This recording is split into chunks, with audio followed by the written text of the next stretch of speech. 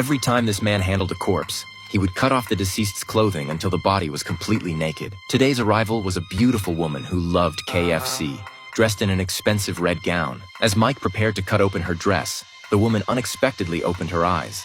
Where am I? Oddly, Mike showed no sign of fear and calmly told her, "This is a funeral home. You're already dead." Mary's eyes widened as her mind raced, recalling the moment she had been driving drunk. There had indeed been an accident, but her memory of what happened next was completely gone. She was utterly baffled. If she was dead, how could she still talk? Seeing her disbelief, Mike reached for a death certificate on a nearby shelf, clearly stating that she had died in a car crash a year ago. Before Mary could process this, Mike had already picked up a sponge and begun cleaning her wounds. Mary remained dazed, not understanding what he was doing. As it turned out, Mike was an embalmer, specializing in preparing the deceased for their final rest. At this point, Mary still firmly believed she was alive. She begged Mike to let her go, promising to keep it a secret. However, Mike ignored her pleas and said something chilling that made Mary's heart clench in sheer terror. She wanted to escape but couldn't muster any strength in her body, helplessly enduring as Mike ceaselessly stitched up her head with a needle and thread. Strangely, Mary felt no pain at all.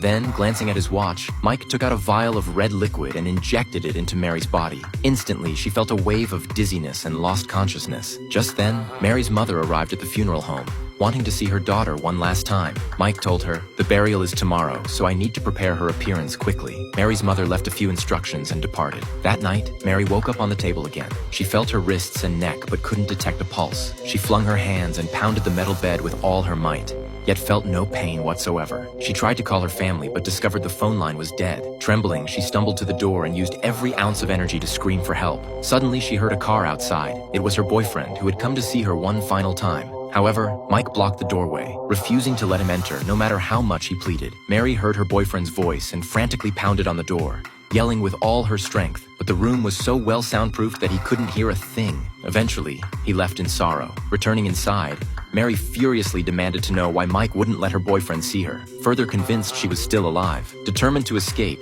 she secretly grabbed a pair of scissors, hiding them behind her back, and planned to ambush Mike when the chance arose.